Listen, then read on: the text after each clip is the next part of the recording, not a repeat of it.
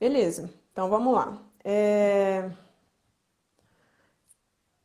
Muitas pessoas que estão aqui, muito provavelmente já nos conhecem, né? A gente pode estar sendo até um pouquinho repetitivo sempre que a gente se apresenta ou fala sobre a gente, mas eu acho que é importante, que a gente nunca sabe, né? Sempre pode ter alguém novo que não nos conhece. A gente tem buscado divulgar as nossas lives sempre com um pedacinho do nosso currículo, né? Algumas referências sobre a gente, mas mais uma vez a gente vai se apresentar aqui, tá? Meu nome é Paula Debien, eu sou cientista do esporte, eu sou graduada em Educação Física pela Universidade Federal de Minas Gerais, eu sou mestra e atualmente doutoranda em Educação Física pela Universidade Federal de Juiz de Fora. O principal foco das minhas pesquisas é a carga de treinamento, em especial na ginástica rítmica. Eu sou também membro do Comitê Técnico de GR da Confederação Brasileira de Ginástica, diretora técnica da Federação Mineira de Ginástica e árbitro internacional da Federação Internacional de Ginástica. Passar a bola agora para a Renata fazer a apresentação. Oi, gente. Estou vendo bastante gente conhecida aí na live. Um beijo para todo mundo. Marcinho, um beijo. Feliz que você esteja aí. Bom, eu sou Renata Teixeira. Eu sou profissional de educação física, especialista em compliance pelo COB, pelo curso avançado de gestão esportiva do Comitê Olímpico Brasileiro. Atualmente estou cursando o curso de capacitação em planejamento estratégico. Também sou árbitro internacional de ginástica rítmica pela Federação Internacional de Ginástica.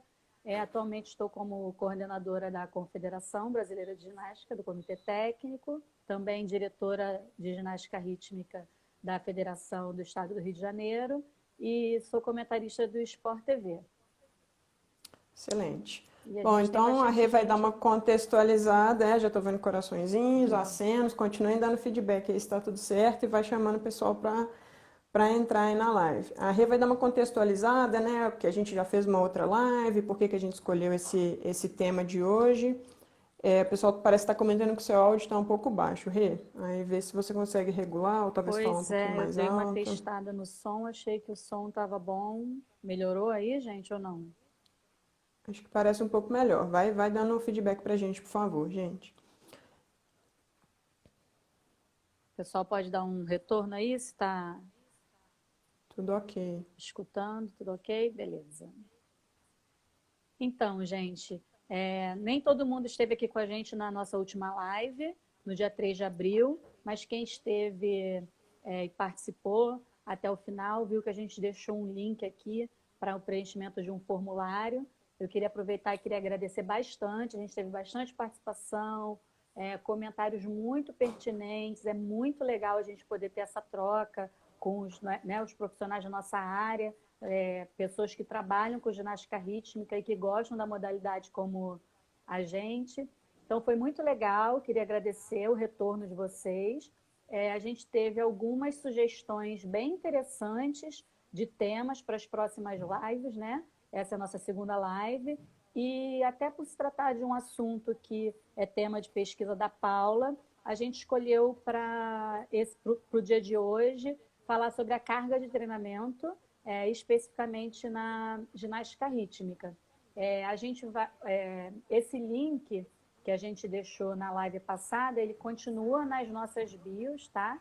Vocês podem ir nas nossas bios e o formulário está lá. Então, eu vou falar no finalzinho melhor sobre isso, mas já dando um toque para vocês que é importante para a gente esse retorno. Se vocês puderem, ao final da live, a gente gostaria que vocês fossem lá, preenchessem os formulários sobre a live. Tem também uma pesquisa do doutorado da Paula, que, se vocês puderem contribuir, é muito importante para a modalidade, né? Muito importante para que a gente possa ter, quanto mais estudos científicos para a nossa modalidade, melhor. E... Oi? Travou aí? Não. A gente pode seguir. Tá.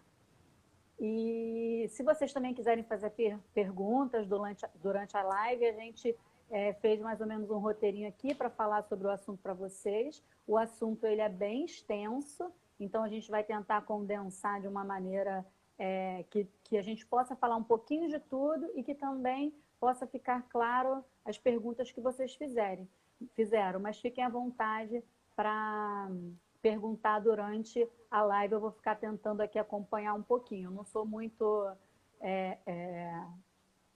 apta, não estou muito à vontade com essa coisa de ler os comentários, mas eu vou tentar aqui acompanhar os comentários de vocês, tá bom?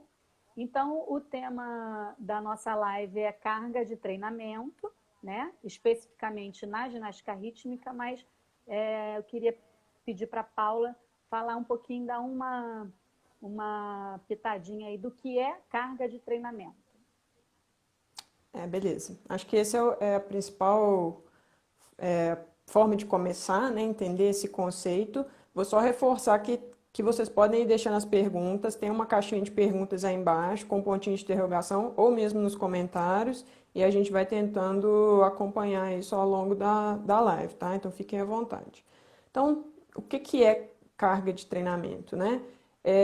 Se vocês buscarem referências diferentes, cientistas diferentes, vocês podem encontrar, obviamente, respostas distintas. Mas acho que um conceito mais amplo, né, que atende a todos, é o que eu mais gosto, é que a carga de treino é considerado o conjunto de estímulos que são impostos ao atleta. Seja esse estímulo de natureza fisiológica, seja esse estímulo de natureza mecânica ou mesmo cognitiva, tá? Só que essa carga ela pode ser entendida, quantificada e, consequentemente, monitorada de diferentes formas. Então, essa carga ela pode ser entendida como carga externa e como carga interna, tá? A carga externa é basicamente o trabalho físico que é realizado pela ginasta, pela atleta, né? Então, é aquele treino que a treinadora vai lá, prescreve e fala, hoje nós vamos fazer isso, isso, isso, tantas repetições e assim por diante. Então, é aquilo que ela faz, tá certo? No caso específico da GR, a gente poderia entender a carga externa como a duração do treino, por exemplo, o número de repetições de algum elemento ou de partes da série, ou mesmo da série toda, né? Então, esses seriam exemplos de carga externa na GR. Já a carga interna, ela seria a resposta psicofisiológica do organismo da atleta em função daquela carga externa que foi realizada. Obviamente que é a resposta durante, tá? Uma série de outras coisas acontecem depois, né? Depois que o treino acaba, depois que a carga cessa, mas quando a gente fala de carga interna, a gente está falando como que a atleta responde durante aquela carga externa que foi exposta. Então, exemplos de medidas de carga interna. A própria frequência cardíaca medida durante o exercício ou a percepção do esforço, enfim, são só alguns exemplos bem básicos. Eu acho que esse é um conceito interessante para colocar todo mundo na mesma página e vocês entenderem o que a gente vai discutir daqui para frente, tá? É claro que tem outros detalhes conceituais que a gente pode abordar em outros momentos, né? Entender isso de forma mais profunda, mas eu acho que para hoje seria isso aí, Rê. Não, perfeito, Paula. E eu estou vendo aqui muitas treinadoras estão participando, né? O pessoal está chegando, a gente não tem nem 10 minutos de live ainda. Então, acho que já foi uma introdução bem bacana. E como eu estou vendo aqui bastante técnicos, profissionais de educação física que provavelmente estão na live. Oi, Gra, tchauzinho aí para Gra, Natália. Estão aí atentos a esse tema, né? Eu queria que você falasse também um pouquinho de como é para o treinador, como é possível quantificar e monitorar a carga de treinamento durante o trabalho. Beleza. Acho que muito provavelmente essa é uma das principais dúvidas, né? Não basta saber o que é carga se eu não sei o que fazer ou como quantificar, enfim. Só para contextualizar, acho que a maioria das equipes esportivas que tem muitos recursos, né? Que tem muito investimento e que são consumidas de outra forma, elas têm um staff muito grande, tem fisiologista, tem cientista do esporte, tem fisioterapeuta, todo mundo trabalhando em tempo integral. Então, o que eu vou falar aqui muitas vezes pode aplicar para essas equipes que têm bastante recurso, staff enorme, mas também pode aplicar para equipes que não têm tanto dinheiro assim, que tem uma quantidade menor de profissionais. Então, vou sempre tentando fazer esse comparativo, mas sempre deixo o espaço aberto para a gente conversar sobre isso em outros momentos, tá? Obviamente que existem diferentes métodos, né, e medidas de monitorar e de quantificar a carga de treino. Infelizmente, a gente não tem muita evidência científica sobre carga de treino na GR, especificamente na GR, tá certo? Diferente do que a gente vê com o futebol, com o rugby ou mesmo com o futebol australiano. A gente tem tanta informação que fica até um pouco mais fácil de trabalhar, de entender a carga de treino. O processo de escolher como a gente vai monitorar e qual que é a medida de carga que a gente vai ter, né, no final desse processo de monitoramento, ele tem que ser analisado a partir do entendimento detalhado da modalidade. Então, mais do que saber as regras da GR, mais do que saber ensinar a GR, eu tenho que saber de forma bastante profunda quais são as demandas da modalidade. Né? Então, eu tenho que saber naquele 1 minuto e meio, naqueles 2 minutos e meio, o que a ginasta precisa ser capaz de fazer no que diz respeito a capacidades físicas, capacidades técnicas, capacidades táticas, né, ou artísticas, e mesmo capacidades psicológicas. Só a partir daí, de uma caracterização detalhada da modalidade, nos mais diversos aspectos, é que a gente consegue começar a fazer escolhas e tomar decisões, tá certo? Então, essas perguntas primeiro têm que ser respondidas. Eu acho que talvez a gente ainda não tenha essas respostas muito claras no ponto de vista científico, mas a gente já pode começar a fazer algumas inferências a partir do conhecimento que a gente tem, o conhecimento prático também, que é muito relevante, né? Mas eu vou dar um exemplo em alguns outros esportes para vocês entenderem por que é importante fazer essa escolha com base nas características da modalidade. Então, por exemplo, E a se a gente gente... falou, desculpa, Paulo, te interromper, a Não, gente fica à falou vontade. bastante sobre isso na primeira live, né? Sobre a questão de como o regulamento ele pode interferir no treinamento, e é exatamente isso. Você conhecendo a modalidade, você sabendo do que você necessita, aí você vai aplicar aí a carga de treinamento pertinente ao esporte, né? Específica do desporto. Exatamente. As regras, né, no caso da GR, elas passam por esse processo de entender a modalidade de forma determinante, talvez muito mais do que em outros esportes, né? Mas vou puxar aqui alguns exemplos para a gente tentar entender quais os critérios que a gente leva em consideração para fazer a escolha desses métodos, e aí depois eu dou alguns exemplos do que pode ser feito na GR. Então, se a gente pensar o futebol, por exemplo, que talvez seja o esporte mais popular aqui na nossa cultura no Brasil. A gente já sabe que para monitorar a carga externa no futebol, é um tanto quanto interessante saber qual foi a distância total percorrida numa sessão de treino ou mesmo num jogo. Existem inúmeras ferramentas e tecnologias para medir isso de forma bastante fácil. Então, ok, distância total percorrida é uma medida de carga externa interessante no futebol. Só que se a gente pensar um jogador de beisebol, aquele que fica responsável por lançar as bolas, ou mesmo no cricket, controlar e monitorar a distância percorrida desse atleta não faz muito sentido. Então, por isso que eu falei, é importante entender a modalidade para fazer essas escolhas. No caso da GR, por exemplo, se a gente considerar a carga interna, eu poderia monitorar a frequência cardíaca das atletas, mas é interessante eu entender como que é a característica de uma sessão de treino, como que é a característica do momento da competição, para saber se essa variável vai me dar algum tipo de resposta que seja relevante, né? Eu vou ter lá a medida de frequência, mas e aí? Isso representa alguma coisa? Como que eu vou utilizar isso, né? Então, falando especificamente da GR, se a gente levar em consideração o quanto que a modalidade é complexa, né, e também a realidade, eu acho que da maioria dos clubes e dos treinadores aqui no Brasil, eu acho que o número de repetições, a gente tem um controle de alguma forma do número de repetições dos elementos, das partes da série e da série inteira, já seria um excelente começo, um excelente primeiro passo para a gente começar a entender a carga externa de treino na GR, tá certo? No caso da carga interna, a minha sugestão, com base nos estudos que eu venho desenvolvendo, em tudo que eu venho observando no ponto de vista científico, a minha sugestão seria a própria percepção subjetiva do esforço da sessão.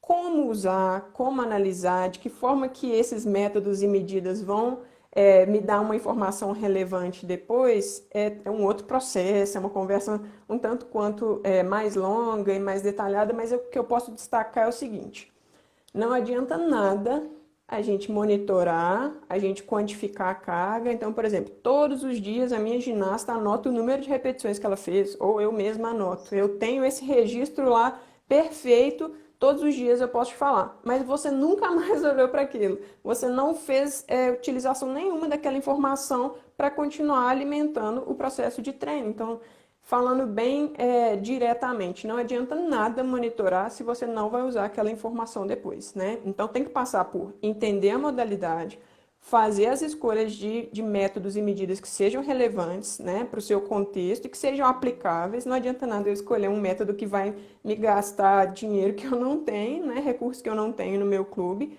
Se eu optar por monitorar, eu tenho que usar aquela informação, senão é basicamente tempo perdido, seu, da atleta, enfim. Acho que esses exemplos são os que podem encaixar na GR, mas existem vários outros, né? Sim, é muito comum, né, as treinadoras, ainda mais as treinadoras que têm equipes com um quantitativo grande de ginastas, fazerem o uso desse tipo de monitoramento, né? Repetição e acerto, erro, e a própria ginasta vai ali e anota, né? Mas esse dado ele não é utilizado depois, muitas vezes, ou ele é utilizado só assim, acertou e errou, mas o porquê do acerto, o porquê do erro, né? Exatamente. Eu acho Deixa que eu eu ler vou um... só vou puxar um gancho nisso que você está falando, Rê, Sim, porque eu acredito que, inclusive, é uma das coisas que eu quero ter certeza, né, depois do meu doutorado, que muitas pessoas, de alguma forma, monitoram o número de repetições, seja de elementos isolados, de parte de série ou mesmo da série inteira. Pode ser de forma mais ou menos sistematizada, mas eu acredito que muitas pessoas fazem isso. Por que que eu falei que é importante a gente voltar, né, olhar para esse monitoramento que a gente está fazendo, olhar para essa informação? Dependendo da forma que você registra isso, você consegue saber quantos acertos, quantos erros e como que está a eficiência nessas repetições. Talvez o número de repetições por si só não seja uma variável exatamente. tão relevante, porque na ginástica é uma vez, ela entra na quadra e ela tem que acertar aquela uma vez que ela entrou lá para fazer. Não é como no basquete, por exemplo, que é uma modalidade de bastante precisão. É claro, você tem que acertar a bola na cesta, mas o jogo é longo. Você vai até a cesta várias vezes, você tem a possibilidade de tentar corrigir aquele erro. Então, talvez uma questão que seja interessante a gente ressaltar aqui é que, ok, eu acho que eu estou monitorando a carga externa, controlando o número de repetições que a minha ginasta faz, ela anota no caderninho. Mas talvez se você voltar para olhar aquilo ali, você vai ver que já tem algumas semanas, já tem alguns meses que ela está repetindo aquele mesmo exercício com um volume de repetições muito grande, só que ela não está acertando.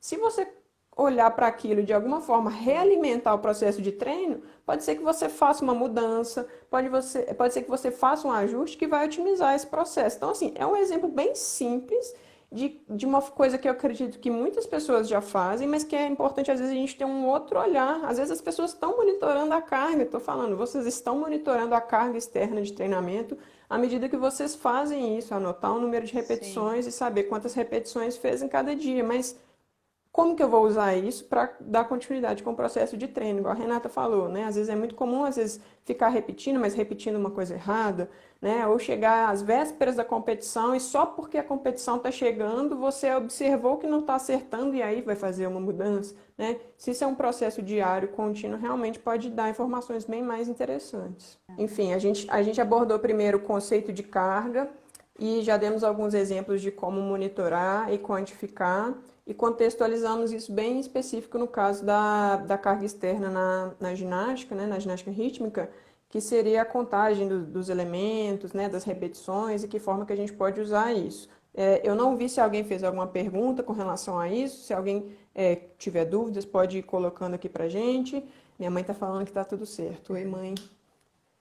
a Bárbara fez uma pergunta aqui antes da gente começar a falar sobre esse assunto da, das repetições, do Uhum. monitoramento, da questão da utilização dos sensores cardíacos para medição, para monitoramento da carga de treinamento. Aham. Bárbara, realmente a frequência cardíaca é uma medida muito usada no esporte como um todo, né? Principalmente esportes de endurance usam isso e tem uma resposta muito interessante. Só que ela tem algumas limitações, principalmente dependendo das características da modalidade. Então, limitações gerais, vamos dizer assim, a frequência cardíaca ela é influenciada pela temperatura do ambiente, pelo nível de hidratação dos atletas e, eventualmente, pela qualidade do equipamento. E um ponto negativo é que custa dinheiro também, né? A gente precisa adquirir o equipamento e certificar que ele tem uma qualidade, uma validade. Ok, tirando isso, ela pode não ser muito responsiva, pode ser que não dê uma resposta muito interessante quando é uma modalidade que é muito intermitente, que tem esforços, né, que tem momentos curtos de esforço e pausas longas, né? Então, se você for observar uma sessão de treino, né, da GR como um todo, ela é muito isso. Você faz, você para, você corrige, você conversa, você vai lá, pega na ginasta, explica. Então, se você monitorar a frequência o tempo inteiro no treino, pode ser que isso não te dê uma resposta muito interessante. Ou mesmo naqueles 1 minuto e 30, pode ser que você realmente tenha uma resposta, se você olhar só o tempo da série, pode ser que isso te dê uma resposta um pouco melhor. Mas o que a gente tem observado nos estudos é que esse tipo de esforço, esse tipo de modalidade, não é o ideal usar a frequência. Pode ser usado? Pode, desde que você reconheça essas limitações e saiba o que você tá buscando, né? O que você está querendo de informação. Espero ter respondido. Se não tiver respondido, a gente pode conversar com mais calma em outros momentos. Bárbara, você falou que cortou na sua pergunta, mas a Paula acabou de responder. Você conseguiu aí escutar? Cortou na sua casa ou foi a queda anterior? Sim. Depois ela responde aí pra gente. Luísa tá falando alguma coisa aí também. A Luísa fez uma consideração aqui muito interessante, que a gente até bateu um papo sobre isso antes, Paula, sobre a repetição do erro. Né? Ela escreve aqui, Uhum. vocês podem repetir a fala sobre ficar repetindo muitas vezes o movimento, sendo que a menina só fica errando naquele momento? Ó, Luísa, é muito difícil a gente falar o porquê a ginasta está errando, tá certo? Então, essa é a primeira consideração. Pode ser que ela não tenha capacidades físicas bem desenvolvidas para realizar aquilo, pode ser que ela não é forte o suficiente ou não é ágil o suficiente, pode ser que o processo de aprendizagem motora ainda não foi consolidado, ela ainda não aprendeu a fazer, a gente sabe o nível de complexidade da nossa modalidade, enfim, então são inúmeros fatores que podem de alguma forma explicar aquele erro. Mas se a gente for tratar o erro de uma forma bem racional, vamos dizer assim, se você observa que a quantidade de erros em relação ao número total de repetições, por exemplo, a cada 10 repetições ela erra 8 e acerta 2, e essa Isso é um proporção já dura padrão. aí semanas e semanas. Independente de qual é a razão do erro, isso já é um indício de que ela não está evoluindo, que ela não está melhorando o desempenho específico naquilo. Então, é o que eu estava falando, é uma forma de controle da carga externa que ainda envolve essa questão de qualidade, que normalmente as treinadoras têm a capacidade de observar. Então, ficar repetindo o erro pode não ser bom do ponto de vista da aprendizagem motora e do ponto de vista do esforço biomecânico mesmo, do esforço mecânico, tá certo? Muitas vezes E fazer até o da movimento estratégia, né, Paula? Até da estratégia da treinadora. Com Não é certeza. só identificar que errou, mas se ela está errando tanto, qual é o motivo, né? É o que você falou. Para que adianta Uhum. também você monitorar se você não vai usar o dado, né? Exatamente. Porque essa seria uma forma de pelo menos acompanhar se está tendo algum tipo de evolução ou não, né? E aí, a partir disso, você vai criar ferramentas. Por que será que ela está errando? Ela não está forte o suficiente, não está ágil o suficiente, não está flexível o suficiente, está com o tornozelo, né? Não está com estabilização suficiente, ou não tem força para lançar o aparelho na altura que é necessária, ou psicologicamente ela não está bem, não está segura para fazer, tem uma série de questões. Mas você só vai conseguir chegar a essa possível conclusão se de alguma forma você olhar e controlar isso. Eu sei que tem muitas treinadoras que inclusive têm mais tempo de experiência do que eu tenho de vida, que conseguem fazer isso praticamente dentro da cabeça delas, né? de olhar e com o feeling elas já conseguem de alguma forma sistematizar isso. Mas se a gente conseguir colocar isso, né, usar essa ferramenta de uma forma um pouco mais sistematizada, organizada, isso só tende a contribuir, né? E muitas vezes ficar repetindo um movimento que está errado do ponto de vista biomecânico pode contribuir para uma lesão gradual, né? Uma lesão de overuse que a gente fala. Então, ela está sempre aterrissando aquele salto de alguma forma muito equivocada, prejudicial. Tá sempre, sempre, sempre, sempre, e a gente deixa ela repetindo, deixa ela fazendo. Mas aquilo pode estar prejudicando, na verdade. Então é sempre importante a gente ter esse olhar, né? Sempre realimentando o processo. E isso muitas vezes pode ajudar a fazer uma mudança na coreografia, ou uma mudança, né, daquele elemento específico, antes no processo e não deixar para as últimas semanas quando a competição já está chegando. Imagina, ela passou a temporada quase toda repetindo aquele movimento, a treinadora de alguma forma não teve controle, que a proporção do número de erros estava muito grande, e aí a competição se aproxima, está todo mundo preocupado, tem que acertar, então muda. Então é quase treino jogado no lixo, né? Dependendo da forma que foi feito do tamanho da mudança, né? Então esse seria um grande exemplo.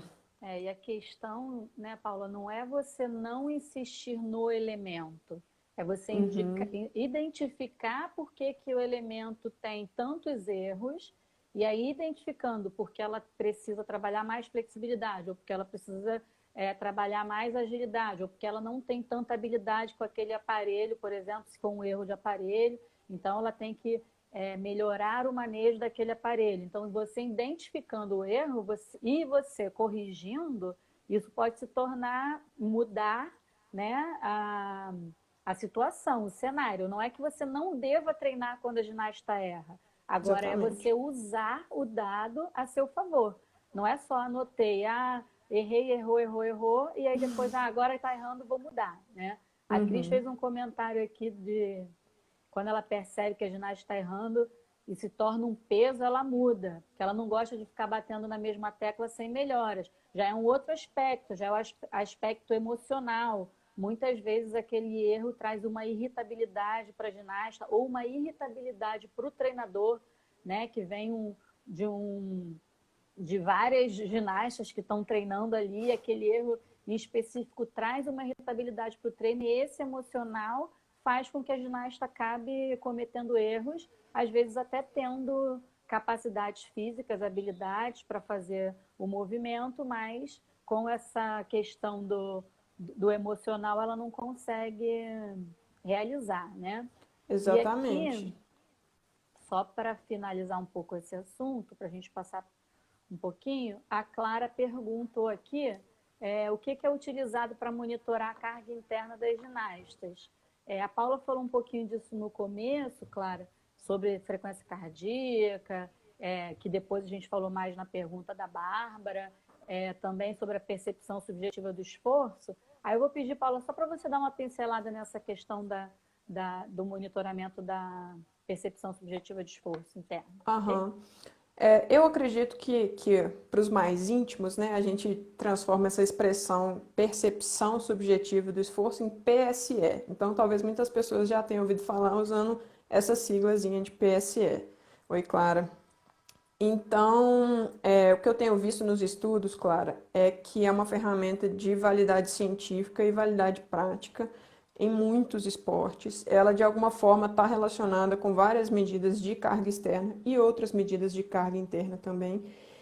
E apesar das limitações, né, da própria subjetividade, isso também é um ponto forte da ferramenta, porque ela é capaz de dar uma medida um pouco mais global da carga interna. Então, a partir do momento que a atleta ela tem que analisar, né, como que ela percebeu aquele esforço, isso envolve um pouco mais do que simplesmente a resposta da frequência cardíaca, por exemplo. Então, assim, eu não tenho visto muito, do ponto de vista científico e até mesmo do ponto de vista prático, a utilização da frequência cardíaca na ginástica, seja na rítmica ou na artística. Não tenho visto muito.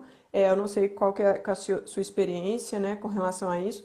Mas, em contrapartida, tanto os meus estudos da Kizzy Antualpa também, que atualmente é professora da Universidade Federal da Bahia, que é uma ex-atleta, excelente pesquisadora também da área, nós duas utilizamos a PSE da sessão. E eu já vi alguns outros estudos com impacto um pouco menor de outros países também usando a ferramenta. Tem as limitações, igual eu falei, pode ser difícil usar com atletas muito jovens, mas é uma ferramenta de grande validade e muita utilidade. Então, aproveitar que a gente está falando disso, como que funciona a PSE da sessão, né? Ela é uma escala, né, validada, baseada numa série de conceitos fisiológicos, não é uma escala que alguém tirou da cabeça, que ela varia de 0 até 10, tá? Sendo 0 considerado assim um repouso, esforço nenhum, e o 10 um esforço máximo, tá certo?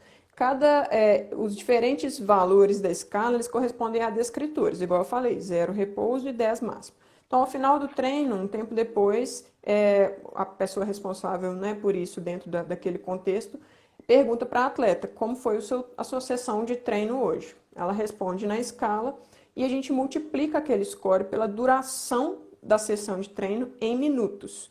Então, por exemplo, ela marcou 3 na escala e o treino durou 100 minutos. Então, no final, a gente teria um valor em unidades arbitrárias de 300 unidades arbitrárias de carga. Então, é uma ferramenta, como eu já falei, que tem limitações, não é perfeita, mas tem se mostrado muito interessante, principalmente por conta da complexidade que é a ginástica. Espero que eu tenha te respondido aí, claro, senão a gente fica aberto o espaço para conversar depois.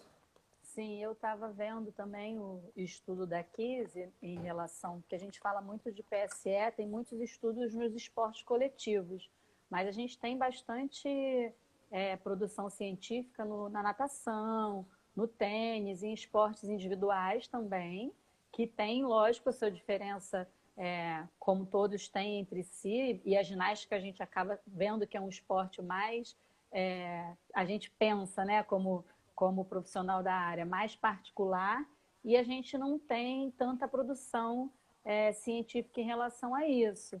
Então, vale muito a pena, pessoal, vocês que estão aqui interessados nesse assunto, né? Por isso vocês estão nessa live, porque vocês se interessam sobre a carga de treinamento na nossa modalidade, que vocês busquem esses artigos, que vocês busquem ler, porque é muito interessante para vocês levarem para a prática, como conhecimento, principalmente, mas para vocês que são treinadores aí na ponta, possam levar isso para o trabalho de vocês.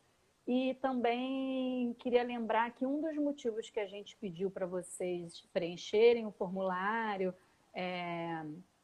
que a gente tem lá na nossa bio, no link da bio, é esse, é o nosso intuito de enviar material científico para vocês, estudos, novidades por e-mail, numa lista que a gente está preparando, para vocês poderem. Porque qual é a intenção maior das nossas lives? Essa é apenas a segunda, mas a gente pensou nisso por quê? Porque a gente cada vez mais enxerga que a gente precisa cientificar nosso disposto e a gente gostaria que muito mais produção fosse realizada, que muito mais material pudesse chegar até vocês. E talvez aqui com um bate-papo, com um momento de descontração que a gente está todo mundo meio que sem fazer nada, a gente possa fomentar isso, né? De repente tornar isso de uma maneira mais interessante, tá bom? Tô vendo Exatamente. tanta gente legal aqui na live, queria falar o nome de todo mundo, mas não dá, mas o Jefferson até comentou aqui, só tem fera nessa live, é verdade. Jefferson, muita gente bacana aí participando, obrigada.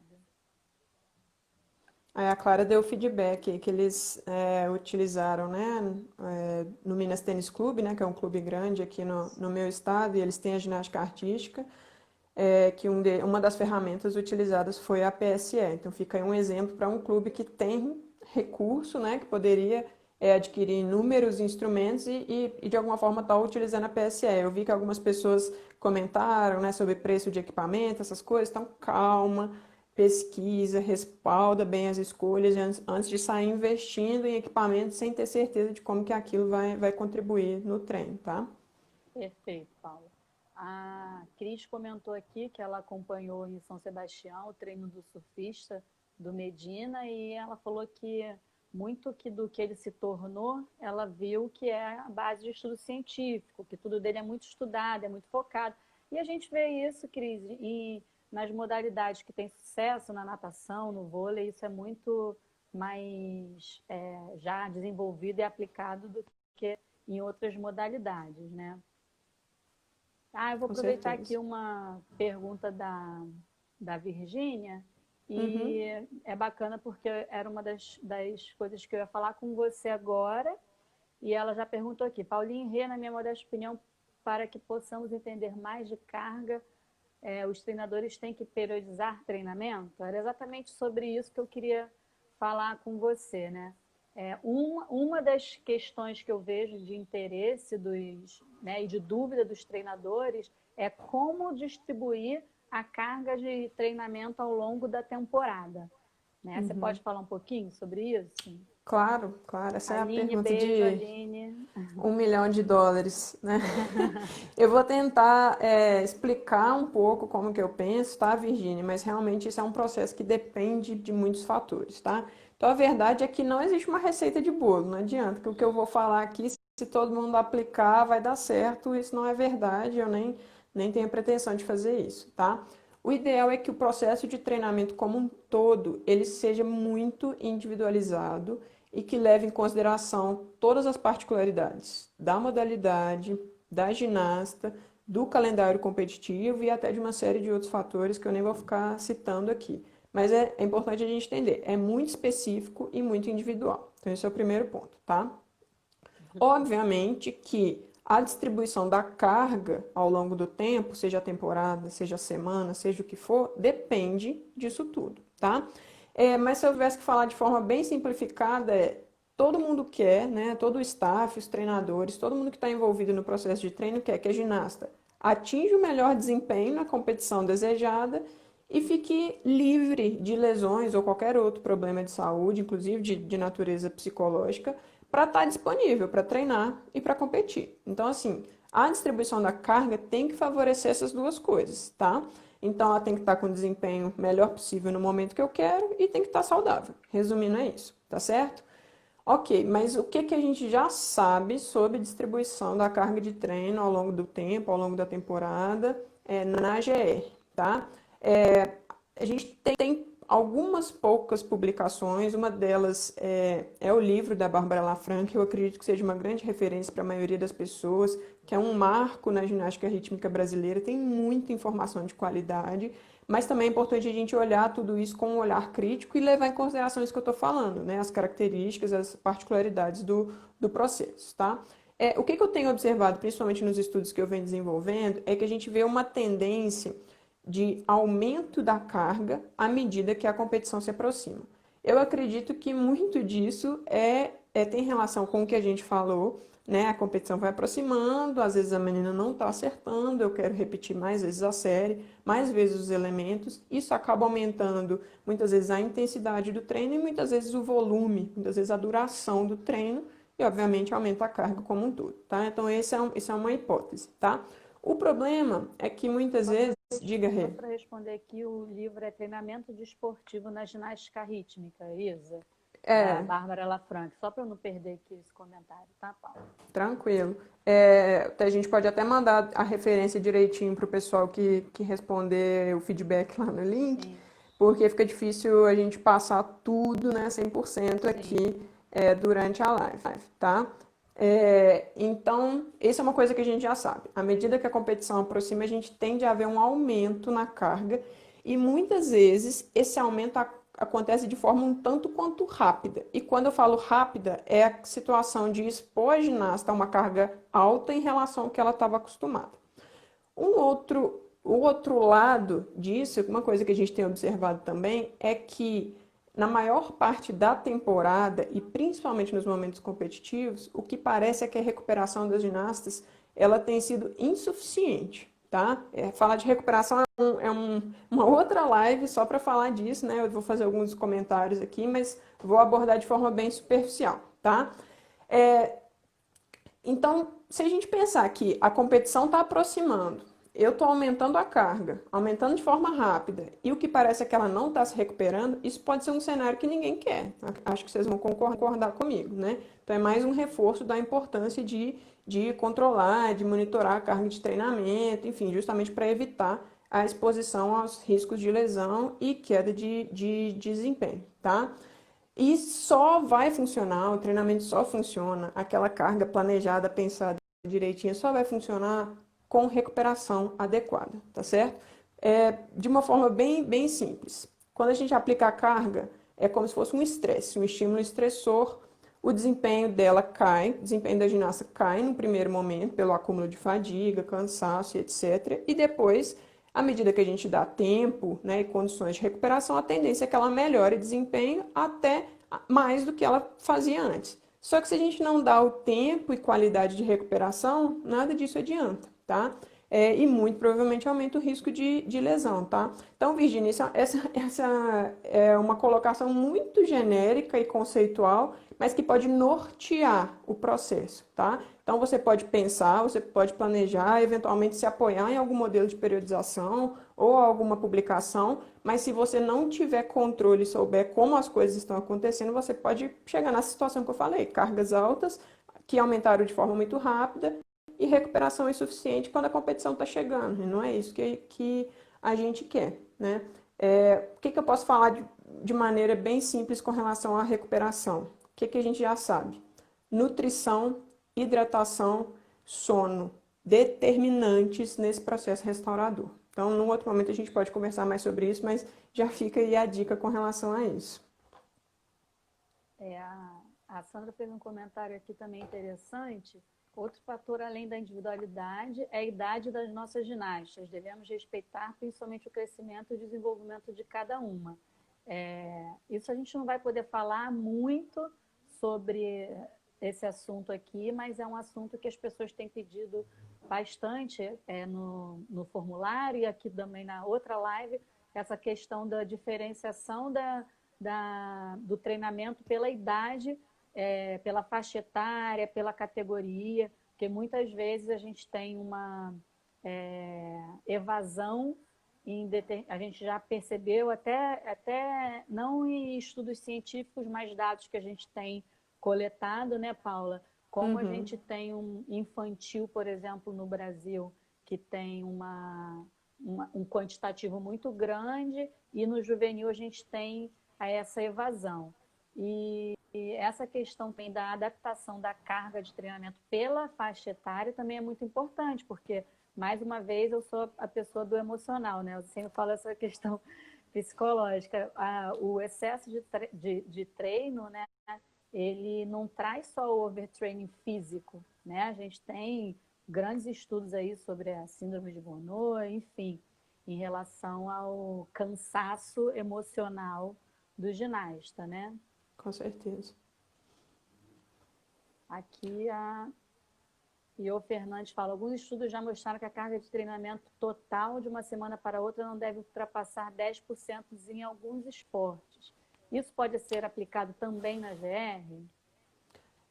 Eu vi aqui sua pergunta, Johanna. A resposta que eu vou te dar não vai satisfazer e a gente pode conversar com calma depois. Mas, assim, na verdade, essa questão do aumento de 10% para cada semana é quase que uma regra, meio um mito, assim, né, na ciência do esporte. Na verdade, a gente não sabe, né, de onde isso surgiu, qual que é a fundamentação, a evidência disso. Eu sei que é muito aplicado em esportes de endurance, mas não tem absolutamente nada sobre isso na ginástica. E, sinceramente, eu nem sei se eu aconselharia a usar isso como uma ferramenta de progressão da carga de treino. Tem outras medidas que eu acredito que são melhores, como a relação da carga aguda e crônico, e a própria percepção do treinador, entendimento do processo como um todo, que eu acho que eu indicaria mais do que esse aumento de apenas de 10% de semana para semana, mas é um assunto que vale a gente conversar com mais calma depois. Eu vi que a Bianca perguntou aqui se a live vai ficar gravada. Vamos tentar, igual a Renata falou, não somos experts aqui na tecnologia no Instagram, mas vamos tentar deixar nos stories. E a gente pretende dar continuidade com essa iniciativa, usando outras ferramentas, de outras formas e tratando os conteúdos de maneira mais aprofundada. Então eu sei que as pessoas vão ficando um pouco ansiosas, querendo perguntar, conversar sobre muita coisa, mas a gente promete dar continuidade com isso, tá? A primeira a gente conseguiu deixar, né, salva por 24 Uhum. horas, e essa é a nossa intenção também. Se não der nenhum chabu aqui, a gente É. vai deixar salva, tá, Carol? E aqui teve alguns comentários aqui, enquanto a gente falava sobre carga de treinamento, Paulo, que eu estava olhando, era sobre lesão, tá? Então, você pode falar também um pouquinho sobre essa questão, né? Existe realmente essa relação entre a carga de treinamento, o aumento da carga de treinamento e as lesões? Aham, falo sim. Primeira coisa que é importante a gente entender obrigada, Bianca, pelo feedback positivo. E a gente fica muito feliz em ter vocês aqui com a gente, ouvindo a nossa conversa. A lesão esportiva, ela é um fenômeno muito complexo. Inclusive, uma linha mais moderna na ciência e na medicina do esporte tem reforçado sempre isso, né? A lesão não é uma coisa simples, preto no branco, fez isso, vai lesionar, não fez isso, vai lesionar. Na verdade, ela tem sido melhor explicada pela relação de diferentes fatores de risco. Né? E aí, quando eu falo fatores de risco, pode ser a idade, pode ser a carga de treino, pode ser algum fator biomecânico, pode ser algum fator emocional. Então, a forma que isso se relaciona talvez seja um entendimento melhor, uma explicação melhor do surgimento da lesão. Então, esse é o primeiro ponto. Lesão não é uma coisa simples, facilmente explicada. Porém, a gente já tem evidências de que existe sim uma relação de carga de treino e lesão, tá? Tentando explicar de uma forma que todo mundo consiga entender, é assim, a carga não vai explicar 100% da lesão. Então, não adianta mergulhar a cabeça, olhar só para a carga, que aquilo não vai explicar, tá? O que a gente sabe é que spikes na carga, né, aumentos muito rápidos da carga, igual eu tinha comentado, estão associados com um aumento no risco de lesões, principalmente músculo-esqueléticas. Vou dar um exemplo aqui de um estudo que eu li recentemente, espero que as pessoas não fiquem assustadas. Em 2011, a Liga de Futebol Americano, a NFL, teve uma paralisação muito semelhante com o que a gente está vivendo agora, por questões da Liga, não era nada relacionado com vírus, com saúde, nem nada. E eles ficaram mais ou menos 3 meses sem poder acessar os espaços de treino, o staff, né, deles, então não podia ter contato, era uma questão lá da Liga, problemas que eles estavam tendo, coisas que eles estavam reclamando, que queriam conquistar, enfim, os atletas não tinham acesso aos espaços e aos profissionais. Logo depois que acabou esse período de break, né, essa pausa, eles observaram um aumento expressivo nas lesões no tendão de Aquiles, comparado com os dados que eles tinham das temporadas anteriores. Então, nas primeiras semanas após o retorno, a quantidade de lesões no tendão de Aquiles já era maior do que a média ao longo da temporada inteira nos últimos anos.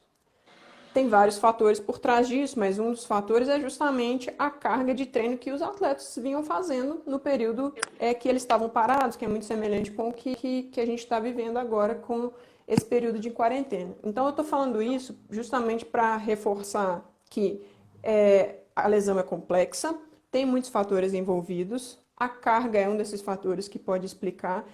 É muito importante que todo o processo de treino, seja ele durante a quarentena, ou depois da quarentena, ou num dia a dia normal, ele seja pensado e supervisionado por profissionais competentes para falar sobre aquela questão específica, né? Um fisioterapeuta, um profissional de educação física.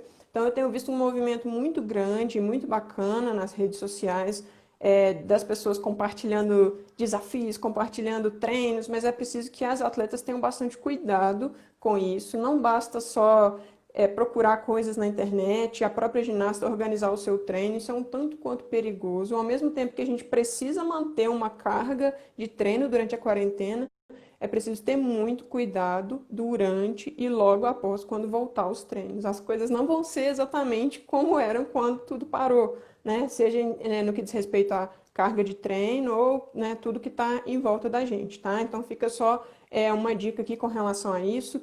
eu pretendo falar sobre isso de maneira mais específica, dar algumas orientações do ponto de vista científico para como organizar e tentar otimizar o treino durante esse processo, que eu sei que é extremamente desafiador, e também para quando a gente voltar, porque a gente vai voltar, vai, se Deus quiser, vai dar tudo certo para a gente voltar aos treinos, né, em condições ideais, iguais eram antes, e a gente precisa ter cuidado nessa volta também, tá certo?